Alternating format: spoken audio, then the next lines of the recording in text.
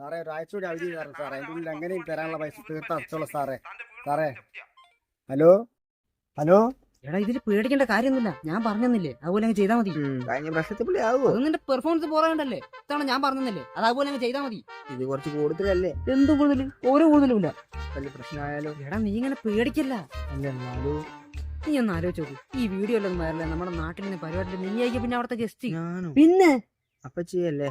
നീ ധൈര്യച്ചിരിക്കും, ഞാനിവിടെ അല്ലേ.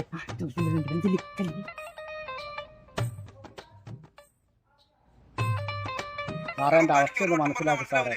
എപ്പോഴും ജപ്തി പറഞ്ഞ് ഭീഷണിപ്പെടുത്തി ഒരാഴ്ച ഒരു സമയം തരണം സാറേ. ഹലോ